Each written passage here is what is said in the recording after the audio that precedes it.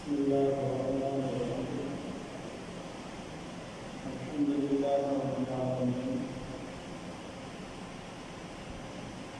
والصلاة والسلام عليك يا سيدنا يا رسول الله، قل أيدينا قل تحيتنا علينا يا شفيع المؤمنين. اللهم سبحان الله وبحمده سبحان الله العظيم. أما بعد فأوصيكم عباد الله وإياكم بتقوى الله. قال الله تعالى في القرآن العظيم والفرقان الحميد: أعوذ بالله من الشيطان الرجيم. بسم الله الرحمن الرحيم. قل يا عبادي الذين آمنوا أقيموا الصلاة وانفقوا مما رزقناكم سرا وعلانية من قبل أن يأتي يوم لا بيع فيه ولا خلاف.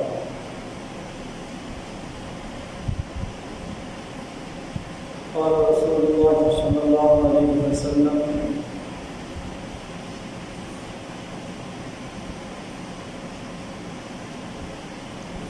إن الله قد أوجب لها رجال الجنة،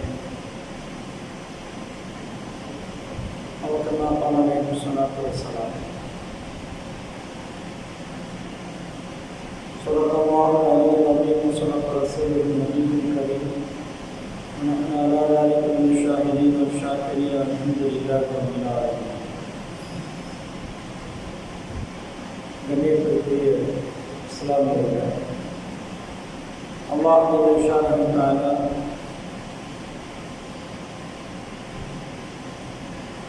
நாம் அனைவருக்கும் அவனுடைய பொருத்தமான வாழ்வை வாழ்வதற்கு தௌஃபீக் செய்வானாக. நமது உயிரின் மேலான கண்மை ரசூலுல்லாஹி ஸல்லல்லாஹு அலைஹி வஸல்லம் அவர்களுடைய ஷஃபாஅத்தை மேலும் மறுமையிலும் நமக்கெல்லாம் நசீபாக்கி தருவானாக.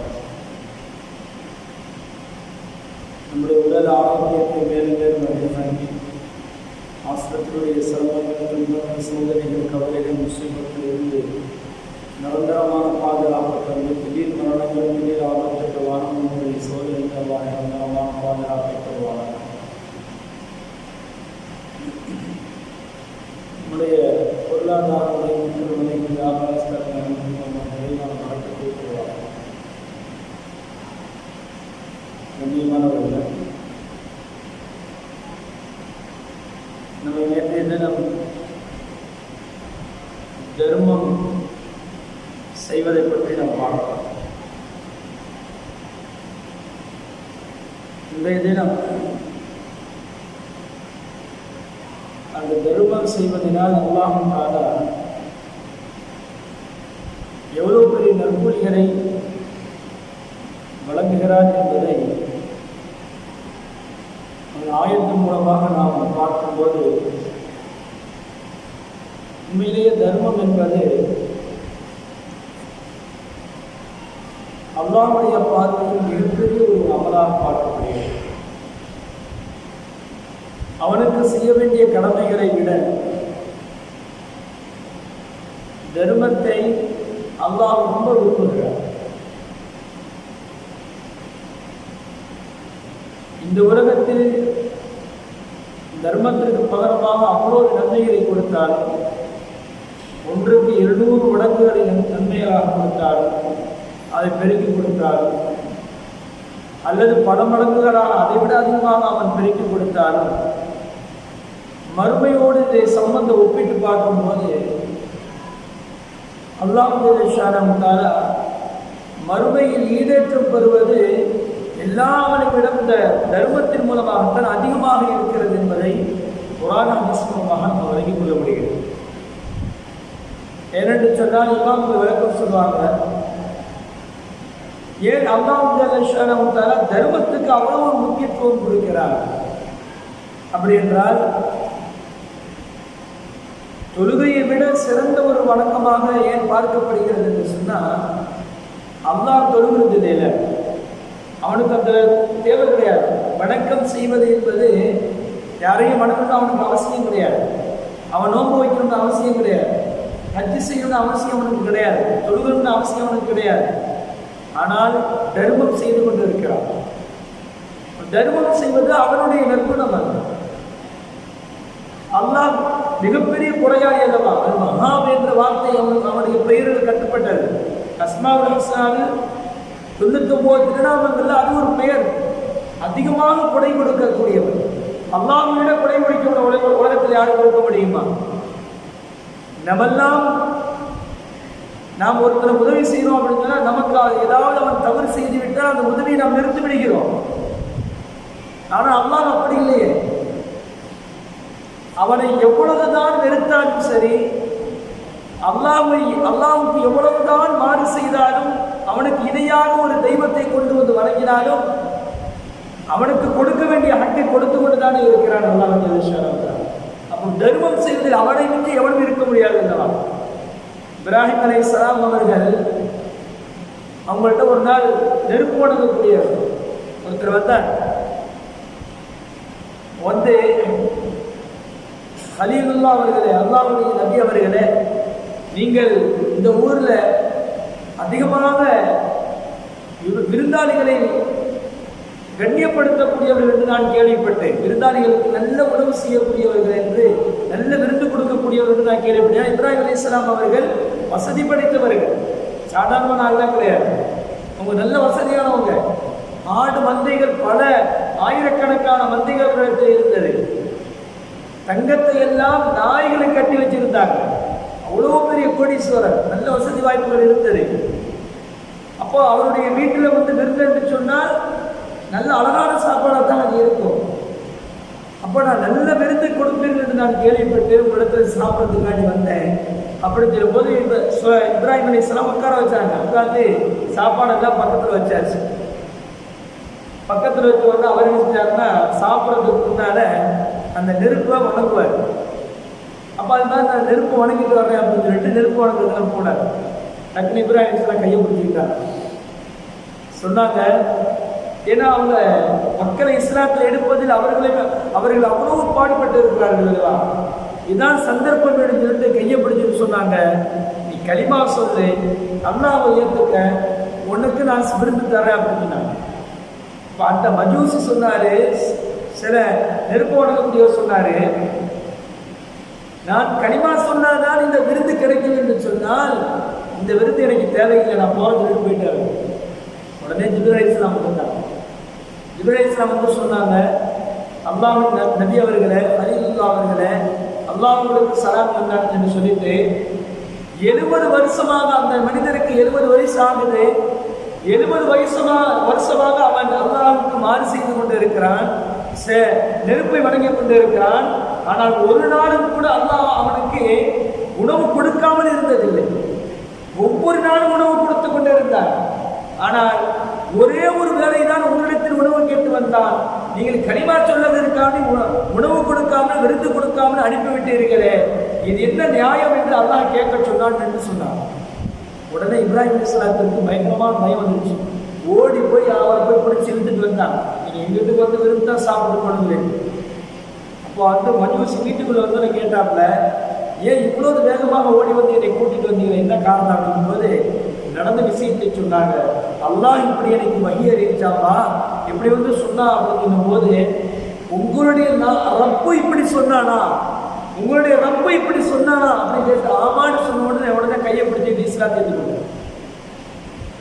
அப்போ அல்லாஹ் எவ்வளவுதான் மனிதன் மாறு செய்தாலும் சரிதான், மோடிக்கும் அல்லாஹ் கொடுக்கத்தானே செய்கிறான், நமக்கும் தரதானே செய்கிறான். இந்த உலகத்தை பொறுத்தவரை அவன் கொடை கொடுப்பதில் அவனை மிஞ்சி யாரும் இருக்க முடியாது. அதனால தான் தன்னை வணங்குவதை விட, நோம்பு வைப்பதை விட தான தர்மத்திற்கு அல்லாஹ் தஆலா அவ்வளவு பெரிய கூலிகளை கொடுக்கிறான் என்று இமாம்கள் சொல்லி தருவாங்க. இன்னும் அல்லாஹ்வுடைய குணம் அது. அடுத்தவர்களை வாழ வைப்பது, தான தர்மத்தை கொடுப்பது என்பது அல்லாஹ்வுடைய நற்குணத்தில் கட்டுப்பட்டது. அதனால் அந்த குணத்தை எந்த ஒரு மனிதன் எடுத்து செய்கிறானோ அவனுக்கு அதிகமான நற்கூலியை அல்லாஹ் ஜல்லஷானஹு தஆலா கொடுக்கிறான் என்று ஹதீஸில் நம்ம பார்க்கிறோம். அல்லாஹ் ஜல்லஷானஹு தஆலா சொல்றான் ஒரு ஆயத்துல, வஅன்ஃபிகூ மிம்மா ரஸக்னாக்கும், நான் உங்களுக்கு வழங்கிய அந்த செல்வத்திலிருந்து நீங்கள் தான தர்மங்களை செய்து கொள்ளுங்கள் என்று அல்லாஹ் சொல்லிவிட்டு, மின் கப்லி அன் யஅத்திய அஹதகுமுல் மௌத், மரணம் வருவதற்கு முன்னால் நீங்கள் தான தர்மம் செய்து கொள்ளுங்கள் என்று அல்லாஹ் சொல்றான். உங்களுக்கு மரணம் வருவதற்கு முன்னால் நீங்க தான தர்மத்தை செய்து கொள்ளுங்கள். அதாவது சக்கராத்துடைய நிலை இருக்கிறது, அது எவ்வளவு பெரிய கொடுமை என்பதை ஹதீஸ்கள் மூலமாக நமக்கு பார்த்தோம்னா மிகப்பெரிய ஒரு வேதனை. நம்மளால் அந்த சக்கராத்துடைய வேதனையை அதை அனுபவிக்கக்கூடியவர்களுக்கு தான் தெரியும் அது எவ்வளவு பெரிய கொடுமை என்று. நபிகள் நாயகம் ஸல்லல்லாஹு அலைஹி வஸல்லம் சில ஹதீஸ்கள் மூலமாக சொல்லித் தருகிறார்கள் என்று சொன்னா அதை நம்மளால் விளங்கிக் கொள்ள முடியும். உடைய சிந்தனைக்கு நம்மளுக்கு ஊட்டித் தருகிறார்கள், இவ்வளவு பெரியது என்று சிந்தனைக்கு ஊட்டித் தருகிறார்கள், நீ விளங்கிக் கொள்ள வேண்டும் என்று. ஆனால் அது எவ்வளவு பெரிய கொடுமை என்பதை அதை அனுபவிச்சு பார்த்தா தான் தெரியும். ஆனால் அதை அனுபவிக்கக்கூடிய மனிதன் யாரும் சொல்ல முடியாது என்று பெருமானார் ஸல்லல்லாஹு அலைஹி வஸல்லம் சொல்றாங்க. சக்கராத்துடைய வேதனையை அனுபவித்துக் கொண்டிருக்கக்கூடிய ஒரு மனிதன் நினைப்பான், நமக்கு முன்னால் எல்லா வெகுமதியும் எடுத்து காட்டப்படுகிறது, தர்மம் செய்ததுடைய நன்மை எடுத்து காட்டப்படுகிறது, தொழுகையுடைய நன்மைகள் எடுத்து காட்டப்படுகிறது, எல்லாம் எடுத்து காட்டப்படும். தன்னுடைய பக்கத்தில் இருக்கக்கூடிய தன்னுடைய மனைவி, தன்னுடைய மக்கள், சொந்த பந்தம் எல்லாருக்கும் எடுத்து சொல்லலாம் என்ற எண்ணம் அவனுக்கு வரும். ஆனால் வாய் வராது, வாய் அவனால் பேச முடியாது. சரி, கைகால் மூலமாக ஒரு சலிக்கையாவது செய்து காட்டலாம் என்று அவன் நினைத்தாலும் கூட கைகால அவனால் தூக்க முடியாது. கண்ணு மட்டும்தான் அவனுக்கு பார்த்து கொண்டே இருப்பான், வேற எதுவும் அவனால் செய்ய முடியாது. ஏனென்றால் அந்த நிலையில் இருக்கக்கூடிய அந்த வேதனையோ அல்லது நன்மைகளையோ யாராலும் சொல்ல முடியாது, யாரும் சொல்லிக் கொடுக்க முடியாது என்று பெருமானார் ஸல்லல்லாஹு அலைஹி வஸல்லம் சொல்றாங்க. அப்ப ஹதீஸ்கள் மூலமாக நமக்கு தெரிவிக்கிறதுன்னா நம்முடைய சிந்தனைக்கு சொல்கிறார்கள் இவ்வளவு பெரிய சேர்ந்து எவ்வளவு தெரியுமா? அதாவது சக்கராத்துடைய நிலையில் எல்லா மனிதர்களும் அனுபவிக்கக்கூடிய ஒரு வேதனை. அது என்ன வேதனை தெரியுமா? இதுதான் சக்கராத்துடைய வேதனையிலேயே மிக ஆழ்க சின்னது, ரொம்ப குறைவானது. என்ன தெரியுமா? இந்த ரூஹை வாங்கும் போது பெருமானார் ஸல்லல்லாஹு அலைஹி வஸல்லம் சொல்றாங்க, எல்லா மனிதர்களுக்கும் தாகம் ஏற்படும். அந்த ரூஹை வாங்கும் போது எல்லா மனிதர்களுக்கும் தாகம் ஏற்படும். அந்த தாகம் எவ்வளவு பெரிய தெரியுமா? கடல் தண்ணீரை முழுவதும் குடித்தாலும் அவருடைய தாகம் தீராது என்று சொன்னார்கள் பெருமானார் ஸல்லல்லாஹு அலைஹி வஸல்லம். யோசித்து பாருங்களேன் இஸ்லாமியர்கள், நமக்கு இவ்வளவுதான் இந்த உலகத்தில் வாழ்ந்து கொண்டிருக்கும் போது தாகம் வந்தாலும் மிஞ்சி போயிட்டா 1 லிட்டர் மேலே குடிப்போம். ஒரே டைம்ல 1 லிட்டரை குடிச்சிருவோம். நம்ம ஒரு 1/2 லிட்டரை குடிக்கலாம், அல்லது மிஞ்சி போனா 1 லிட்டர் குடிக்கலான்னு வைக்கல. கடல் எத்தனை கோடி லிட்டர் தண்ணீரை கொண்டது.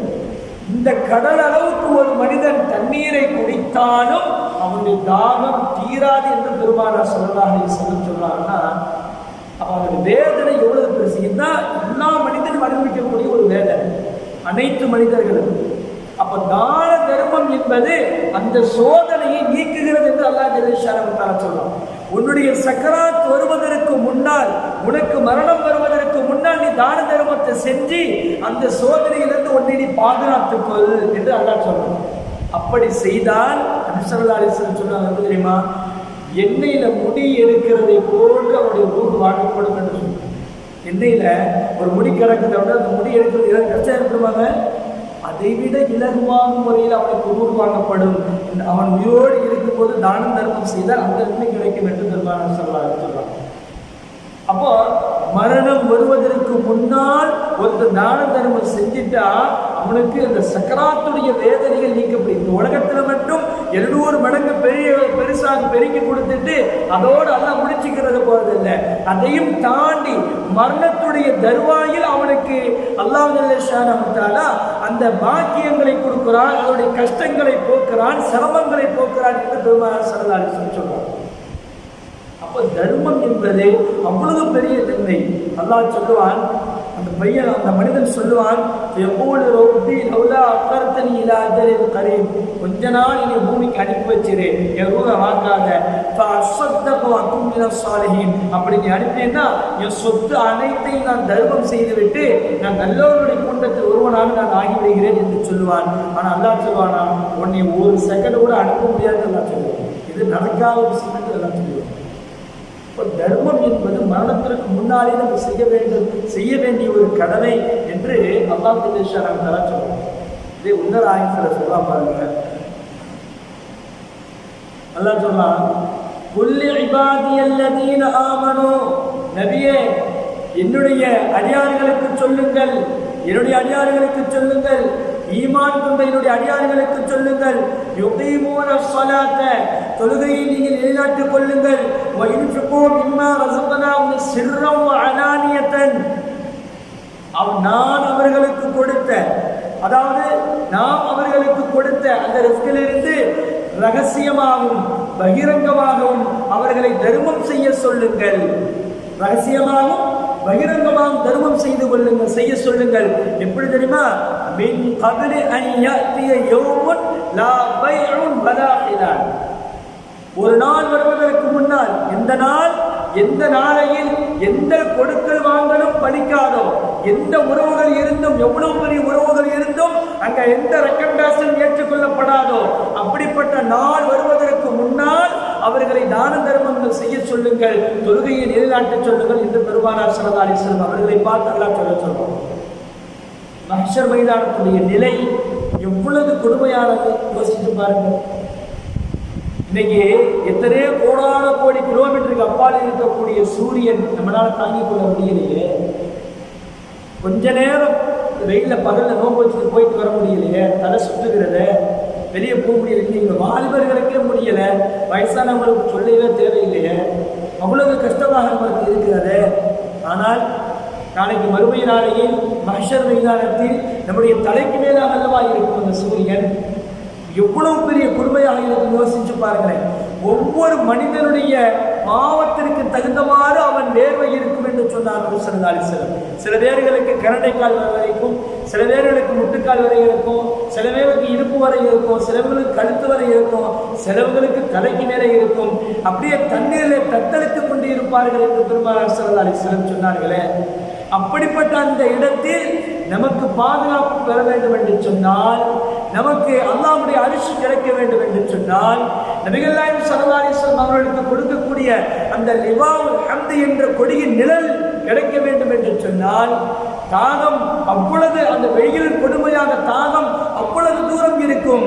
ஆனால் நபிகள் நாயகம் ஸல்லல்லாஹு அலைஹி வஸல்லம் அவர்களுடைய முபாரக்கான கைகளினால் ஹவுதுல் கௌஸர் தடாகத்தின் மீது அருந்தினால் சொருக்கம் செல்லும் வரை எந்த தாகமும் எடுக்காது என்று சொன்னார்களே. அந்த தண்ணீரை குடிக்க வேண்டும் என்று சொன்னால், நமக்கு கிடைக்க வேண்டும் என்று சொன்னால், இந்த உலகத்தில் இருந்து கொண்டு நாம் தான தர்மம் ரகசியமாகவும் பரசியமாகவும் செய்தாக வேண்டும் என்று அல்லாஹ் சொல்றார். எந்த கொடுக்கல் வாங்கல் அல்லாஹ்விடத்துல போய், யா அல்லாஹ், நான் தர்மம் உலகத்துல தான் செய்யல, எனக்கு இவ்வளவு சொத்துக்கள் இருந்துச்சு, இந்தா எல்லா செல்வத்தையும் நீ வச்சுக்க, எனக்கு இந்த கஷ்டத்திலிருந்து காப்பாற்று, நாங்கள் ஒன்றும் வரையிட முடியாது. இந்த உலகத்தில் வேண்டுமானால் நம்ம எந்த வேண்டாம் செஞ்சுட்டு போயிடலாம். 10 ரூபாய்க்கு 100 ரூபாய் கொடுத்து கூட தண்ணி வாங்கி குடிச்சிட்டு போயிடலாம். அங்கே ஒண்ணுமே செய்ய முடியாது. எந்த செல்வமும் எந்த கொடுக்கல் வாங்கலும் எதுவும் அங்கே பிரயோஜனம் கொடுக்காது என்று அல்லாஹ் சொல்லுங்க. வலால் எந்த உறவும் எவ்வளவு பெரிய ஆளாக இருந்தாலும் சரி, அம்மா பெரிய வலி, பாப்பா பெரிய வலி, ஆனால் எங்க ஊர் இமாம் இவர் என்னை காப்பாற்றுவார், யாரும் அங்கு போய் ரெக்கமெண்டேஷன் பண்ண முடியாது. அதாவது ஜக்காத், அதாவது தர்மம் செய்யாதவனுக்கு யாரும் ரெக்கமெண்டேஷன் பண்ண முடியாது. தர்மம் செய்திருந்தால் அவன் ஈடேற்றம் பெற்று விடுவான் மஹ்ஷர் மைதானத்தில். அப்ப அவ்வளவு பெரிய பாக்கியத்தை அல்லாஹ் தர்மத்தில் வைத்திருக்கிறார். இந்த உலகத்தில் பன்மடங்காக பெருக்கியும் கொடுக்கிறான். சக்கராத்துடைய நிலையில் அவனுக்கு எல்லா விதமான நலவுகளையும் வேதனைகளும் நீக்கப்பட்டு எல்லா விதமான நலவுகளும் அங்கே அவனுக்கு கொடுக்கப்படுகிறது. அதே நேரத்தில் மஹ்ஷரில் அவனுக்கு எல்லா விதமான பாதுகாப்பும் அங்கே கிடைக்கிறது. பெருமானார் ஸல்லல்லாஹு அலைஹி வஸல்லம் சொல்வாங்க, எவன் தர்மம் செய்கிறானோ அவன் கபருடைய வேதனை நீக்கப்படுகிறது என்று சொன்னார்கள். உங்களுக்கு இறந்து விட்ட உங்களுடைய பெற்றோர்களுக்காக அவருடைய நியத்து வைத்து நீங்கள் தான தர்மங்கள் செய்யுங்கள். அவருடைய பெயரை வைத்து அவருடைய கபர், அவருடைய பிரகாசத்தை நீங்கள் கொடுக்கும், கபருடைய வேதனைகள் நீக்கப்படுகும் என்று பெருமானார் ஸல்லல்லாஹு அலைஹி வஸல்லம் அவர்கள் சொன்னார்களே. அப்ப தர்மம் கபருடைய சோதனையை கூட நீக்குகிறது என்றால் அந்த குணம் எவ்வளவு உயர்ந்த குணமாக இருக்க முடியும் என்பதை நாம் யோசிக்க வேண்டும். நபிகள் நாயகம் ஸல்லல்லாஹு அலைஹி வஸல்லம் ஒரு ஹதீஸ் அறிவிப்பாங்க, அஸ்ஸஹியு தாராள தன்மை உடையவன், தாராள தன்மை உடையவன் இருக்கிறானே, கரீபும் மினல்லாஹ் அல்லாஹ்வுக்கு மிக நெருக்கமாக இருப்பான் என்று சொன்னார். தாராளமாக எவன் செலவு செய்கிறானோ, மக்களுக்கு தான தர்மம் செய்கிறானோ, இவன் அல்லாஹ்வுக்கு மிக நெருக்கமானவன், அல்லாஹ்வுக்கு மிக நெருக்கமானவன் என்று பெருமானார் ஸல்லல்லாஹு அலைஹி வஸல்லம் சொல்லிவிட்டு சொன்னாங்க, கரீபும் மினல் ஜன்னதி சொர்க்கத்திற்கும் அவன் நெருக்கமானவன் என்று சொன்னாங்க. எவ்வளவு பெரிய வார்த்தை பாருங்க. தாராளத்தன்மை. ஒரு மனிதன் கொடை கொடுத்து வாழ்கிறான், தர்மம் செய்து வாழ்கிறான், வேற எந்த அமலும் செய்யல.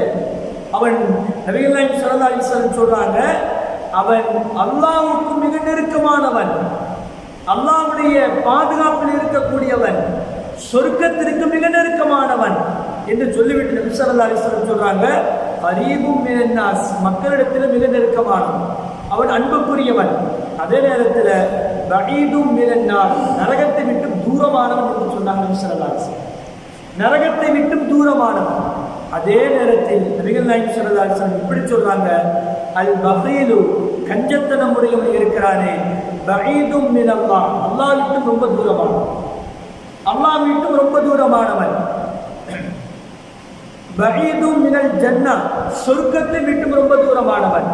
பஈதும் மினன் நாஸ் மக்களை விட்டு மிக தூரமானவன். கரீபும் மினன் நார் நரகத்தை விட்டும் அவன் ரொம்ப நெருக்கமானவன் என்று பெருமானார் ஸல்லல்லாஹு அலைஹி வஸல்லம் சொன்னார். அப்ப சொர்க்கத்திற்கு நெருக்கி வைப்பது, அல்லாஹ்வுக்கு நெருக்கி வைக்கக்கூடிய ஒரு அமல் இருக்குது என்று சொன்னால் அது தானம் தர்மம் செய்யக்கூடிய ஒரு அமல் என்று பெருமானார் ஸல்லல்லாஹு அலைஹி வஸல்லம் சொன்னார். அப்ப கஞ்சத்தனம் இருக்கிறது, அது நரகத்தின் பக்கம் நெருக்கி வைக்கக்கூடியது, அது சொர்க்கத்தை விட்டு நம்மளை தூரமாக்கி வைத்துவிடும், அல்லாஹ்வுக்கு அது பிடிக்காத ஒன்று என்று நபிகள் நாயகம் ஸல்லல்லாஹு அலைஹி வஸல்லம் அவர்கள் சொல்லித்தரார். அதே நேரத்தில் நபி ஸல்லல்லாஹு அலைஹி வஸல்லம் ஹதீஸ் சொல்லுவாங்க, எல்லாத்துக்கும் அன்னை ஆயிஷா ரலியல்லாஹு தஆலா அந்த ஹதீஸ் அறிவிக்கிறாங்க. அவங்க சொல்றாங்க, கலரை செலக்ட் பண்ணணும். ஜாஅத்னி மிஸ்கீனத்து தஹமிலு இப்னத்தைனி லஹா ஒரு பெண்மணி இடத்துல யாசகம் கேட்டு வந்தார். 2 பிள்ளைகளை கூட்டிட்டு வந்தார். அந்த பிள்ளை அவருக்கு சொந்தமான 2 பிள்ளைகளை கூட்டிட்டு வந்தார். அப்படி வரும்போது என்னிடத்துல 3 பேரிச்சம்பழம் மட்டும்தான் இருந்துச்சு. 3 பேரிச்சம்பழம் மட்டும்தான் இருந்துச்சு. இந்த பேரிச்சம் யாசகம் கேட்டவுடனே அந்த பேரிச்சம்பழத்தை எடுத்து நான் எடுத்து கொடுத்துட்டேன். அப்போ அந்த அம்மா அங்குக்குள்ளேயே இருந்துக்கிட்டு இந்த 2 பிள்ளைக்கும் ஆளுக்கு ஒன்று கொடுக்குது. இந்த பொண்ணு ஒன்று வச்சுக்கிடுச்சு. அதாவது சரியான திருப்பத்தை பங்கு வைக்கிறது தானே, ஆளுக்கு ஒன்று அப்படி பங்கு வச்சிருச்சு. இந்த அம்மா பார்த்துக்கிட்டே இருந்துச்சு. அந்த பிள்ளைங்க 2 பேரும் பசி தாங்க முடியாமல் சாப்பிட்றாங்க. சாப்பிட்டு முடிஞ்ச பிறகு இந்த அம்மா தன்னுடைய பங்கை எடுத்து சாப்பிட அந்த பிக்க போகும்போது ஒரு பிள்ளை தட்டி, அம்மா எனக்கு கொடு அப்படின்னு கேட்டுச்சு. இந்த பொண்ணு என்ன செஞ்சு அதை கொடுத்துருச்சு. இன்னொரு பாதியை இன்னொரு பிள்ளைக்கு கொடுத்துருச்சு. இந்த பொண்ணு பசியோடு அப்படியே திரும்பி போயிடுச்சு.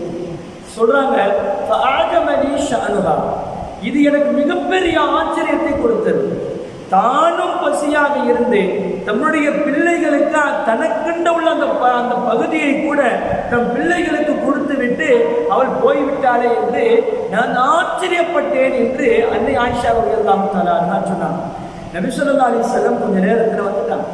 வந்த உடனே ஒரு தலைப்பு செய்தியை சொல்லுவதை போன்று ஆயிஷா ரலியல்லாஹு தஆலா சொன்னாங்க, நாயகமே பார்த்தீங்களா, எவ்வளோ பெரிய விஷயம் பார்த்தீங்களா, இந்த மாதிரி ஒரு அம்மா வந்துச்சு, 2 பிள்ளைகளை கூட்டிகிட்டு வந்துச்சு, 3 பேரிச்ச மரம் தான் இருந்துச்சு, அதை கொடுத்தேன், அதை இப்படி பங்கு வச்சு சாப்பிட்டு போனாச்சு. அந்த பிள்ளை கடைசியில் எதுவுமே சாப்பிடாம பசியோடு போயிருச்சு அப்படின்னு சொல்லும்போது நபிகள் நாயகம் ஸல்லல்லாஹு அலைஹி வஸல்லம் சொன்னார்கள், என்ன தெரியுமா, இன்னல்லாஹ் கத் அவுஜப லஹா பில் ஜன்னா, அல்லாஹ் ஜல்ல ஷானஹு தஆலா இந்த ஒரு காரணத்திற்காக, இந்த தர்மம் செய்த ஒரே ஒரு காரணத்திற்காக அந்த பெண்மணிக்கு அல்லாஹ் சொர்க்கத்தை கடமையாக்கி விட்டான் என்று சொன்னார்கள். யோசிச்சு பார்க்கணும். ஒரே ஒரு சின்ன ஒரு கடமை தான், பிள்ளைகளுக்கு சாப்பாடு அந்த இது பேரிச்சம்பழத்துக்கு ஒரு சதக்காது. நபி ஸல்லல்லாஹு அலைஹி வஸல்லம் எத்தனையோ விஷயங்களை சதக்கா என்று சொல்லியிருக்கிறார்கள். தெருவில் கிடக்கக்கூடிய முள்ளையும் கல்லையும் தூக்கி எறிவது ஒரு சதக்கா என்று சொன்னார்கள். உங்களுடைய மனைவிக்கு ஒரு கவனம் மூட்டி விடுவதும் சதக்கா என்று சொன்னார்கள். நல்ல விதமாக பேசுவது, யாராவது உங்களிடத்தில் யாசகம் கேட்டு வரப்போது இல்லை என்று சொன்னால் அவர்களை நல்ல வார்த்தையை கொண்டு பேசி அனுப்புவது சதக்கா என்று சொன்னார்கள்.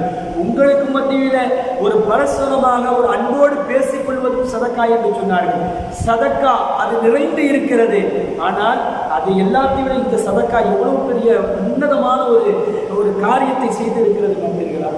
சொர்க்கத்தையே கடமையாக்கி கொடுக்கிறது என்று சொன்னால் இந்த சதக்காவுடைய அந்த மகிமை என்ன என்பதை நம்ம விளங்கிக் கொள்ள வேண்டும். ஃபாத்திமா ரலியல்லாஹு தஆலா அன்ஹா தன்னுடைய ட்ரெஸ்ஸை என்ன செஞ்சாங்க, ஒரு நாள் கொடுத்து என்னுடைய கணவர்கிட்ட கொடுத்து, இதை போய் நீங்கள் விற்றுட்டு வீட்டில் பசி பட்டினியாக இருக்குது, இதை விற்றுட்டு கொஞ்சம் சாமான் ஒரு பொருள் வாங்கிட்டு வாங்க, பிள்ளைகளுக்கு நம்ம சமைச்சு கொடுக்கலாம் அப்படின்னு சொல்லி கொஞ்சம் கொடுக்குறாங்க. ஸ்ரீரதி எல்லாத்தாலும் அளவு போகிறாங்க. அந்த நல்ல ட்ரெஸ், அழகான ட்ரெஸ்ஸு, அதை சந்தையில் விற்கிறதுக்காண்டி போகிறாங்க. கடைசியில் சந்தையில் விற்றுட்டு கொஞ்சம் பொருளை, வீட்டுக்கு உண்டான பொருளை வாங்கிட்டு வர்றாங்க. வரும்போது ஒருத்தர் வந்து யாசனை கேட்குறார். எப்படி யாசனை கேட்குறாருன்னா, அல்லாஹ்வுடைய ரசூலுடைய குடும்பம் பசித்திருக்கும் போது அவர்கள் உதவி செய்யக்கூடியவர்கள், நான் பசியாக இருக்கிறேன், எனக்கு ஏதாவது உதவி செய்யக்கூடிய ஆளான்னு கேட்டார். கேட்ட உடனே அழுகிறது அப்படியே கையில் இருந்தது, அப்படியே கொடுத்துட்டாங்க. கொடுத்த உடனே இப்போ யோசனை வருகிறது, ஆஹா நம்ம மனைவிக்கு என்ன பதில் சொல்றது, கேட்டால் என்ன பதில் சொல்றது, நம்முடைய பிள்ளைகள் எல்லாம் பசியோடு இருக்கிறார்கள், அவர்களுக்கு எப்படி பசி ஆற்றுவது என்ற சிந்தனையோடு வீட்டுக்கு வர்றாங்க. வர்ற வழியில் ஒருத்தர், அந்த ஊரில் பார்க்காத ஒரு மனிதர், வேற ஊருக்காரர் ஒருத்தர் நிற்கிறார். நின்றுக்கிட்டு ஒரு குதிரை ஒன்று வச்சிருக்கிறார். குதிரை அந்த நாட்டில் இல்லாத நல்ல வாட்ட சட்டமான குதிரை. அலிரதி அல்லாஹ் குதிரைன்னா ரொம்ப பிடிக்கும். அலிரதி அல்லாஹ் குதிரைன்னா ரொம்ப பிடிக்கும். இப்போ கேட்டாங்க, அந்த மனிதர் கேட்குறாரு, உங்களுக்கு இந்த குதிரை நீங்கள் உங்களுக்கு வேணுமா அப்படின்னு கேட்டார்.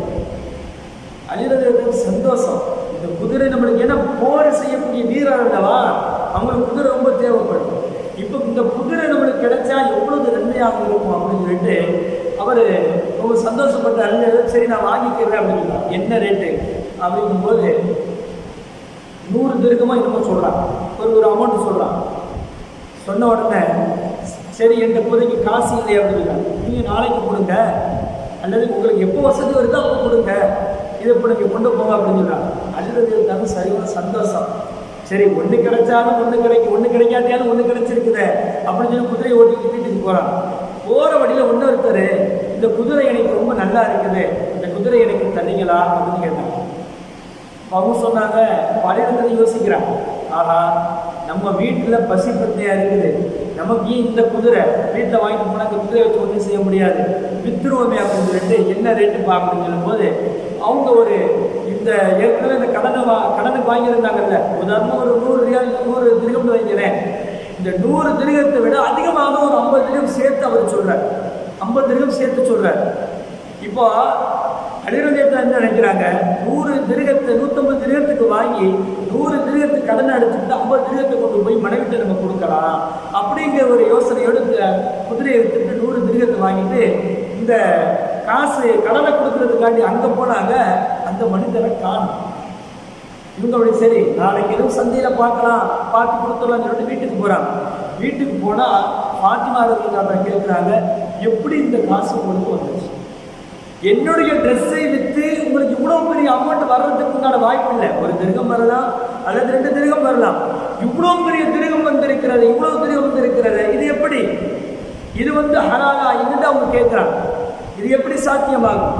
உண்மையில் நம்ம மனைவிமார்களுக்கு தாங்க இருக்கணும், கேள்வி கேட்கணும். புருஷன் சேர்ந்து அதிகப்படியான காசு வரும்போது இந்த காசு எங்கிருந்து வந்து கேட்கணும். போன மாதம் வரை 20,000 ரூபாய் தொகை அனுப்பினேன், இந்த வருஷம் இந்த மாதம் 1 லட்சம் ரூபா அனுப்புறியே, என்ன காரணம்னு கேட்கணும். நம்ம அதை விட்டு அனுப்புறவரையும் சரிதான், கூட அனுப்பிட்டா சொல்லி வீட்டுக்குள்ளே பூட்டி வச்சோம்னு சொன்னால் அது எங்கிட்டு வந்தது, எப்படி சம்பாதிக்கப்பட்டது என்று எதுவுமே தெரியாமல் போயிடும். விளக்க கேட்கணும் மனைவிமார்கள். அதே மாதிரியே அலிரலியல்லாஹு கேட்குறாங்க. இதை ஃபாத்திமா நாயகி கேட்குறாங்க. இப்போ 2 பேரும் நபி ஸல்லல்லாஹு அலைஹி வஸல்லம் பஞ்சாயத்து போகுது. இப்போ கடைசியில் நபி ஸல்லல்லாஹு அலைஹி வஸல்லம் சொல்கிறாங்க, 2 பேர் நுழைவதற்கு முன்னால கேட்கிறாங்க, என்ன அலிய, உங்களுடைய இந்த குதிரை வியாபாரம் நல்ல லாபகரமாக முடிந்ததா? குதிரை வியாபாரம் நல்ல லாபகரமாக முடிந்ததா? ஆச்சரியமா கேட்டாங்க. அவர் சொன்னாங்க, நபி ஸல்லல்லாஹு அலைஹி வஸல்லம், நீங்கள் செய்த அந்த தர்மத்தின் காரணமாக அல்லாஹ்வுடைய ஏற்பாடு உங்களுக்கு, இந்த செல்வம் உங்களுக்கு கிடைச்சது. அங்கே குதிரை வாங்குவதற்கும் விற்குவதற்கும் வந்தவர்கள் யார் தெரியுமா? ஜிப்ரீல் அலைஹிஸ்ஸலாம் அவர்களும் மீகாயில் அலைஹிஸ்ஸலாம் அவர்களும் வானத்தில் உள்ள குதிரை வைத்து உங்களிடத்தில் வியாபாரம் செய்தார்கள். அந்த பொருள் உங்களுக்கு சொந்தமானது, அல்லாஹ்வுடைய ஏற்பாடு. நீங்கள் இக்லாஸான முறையில் உங்களுடைய தான தர்மம் செய்ததன் காரணமாக அல்லாஹ் கொடுத்த கூலி என்று பெருமானார் ஸல்லல்லாஹு அலைஹி வஸல்லம் சொல்லுகிறார்கள். தான தர்மம் செய்வது எவ்வளவு பெரிய இக்கட்டான சூழ்நிலையும் அல்லாஹ் நமக்கு மிகப்பெரிய கூலிகளை தருவான் என்பதைத்தான் இந்த ஆயத்துகள் இந்த ஹதீஸில் நமக்கு சொல்லித் தருகிறது. அங்கே அல்லாஹ் நிறுவியார்களே, தானம் தர்மம் செய்து நம்முடைய இந்த உலகத்தினுடைய வாழ்க்கையில் எல்லா கஷ்டத்தையும் நாம் போக்கிக் கொள்ள வேண்டும். அதே நேரத்தில் மறுமையுடைய எல்லா கஷ்டங்களையும் நாம் போக்குவதற்கு இந்த தானம் தர்மம் உதவுகிறது. சொர்க்கம் ஈஸியாக செல்வதற்கும் நரகத்தை விட்டு நாம் ஈஸியாக பாதுகாப்பு பெறுவதற்கும் தர்மத்தை விட ஒரு சிறந்த அமல் வேறு எதுவும் இல்லை என்று அல்லாஹ் ரசூல் நமக்கு சொல்லித் தருகிறார்கள். அப்படிப்பட்ட தர்மத்தை நாம் தாராளமாக செய்து அல்லாஹ்வுடைய நெருக்கத்தை நாம் அடைவோமாக. வாஃபர்தமான அல்ஹம்துலில்லாஹி ரப்பில் ஆலமீன். அஸ்ஸலாமு அலைக்கும் வரஹ்மத்துல்லாஹி தஆலா வ பரகாத்துஹு. சுப்ஹானல்லாஹி வ பிஹம்திஹி, சுப்ஹானல்லாஹி வ பிஹம்திஹி, அஷ்ஹது அன் லா இலாஹா இல்லா அன்த, அஸ்தக்ஃபிருக வ அத்தூபு இலைக். சுப்ஹான ரப்பிக ரப்பில் இஸ்ஸத்தி அம்மா யசிஃபூன். அஸ்ஸலாமு அலைக்கும்.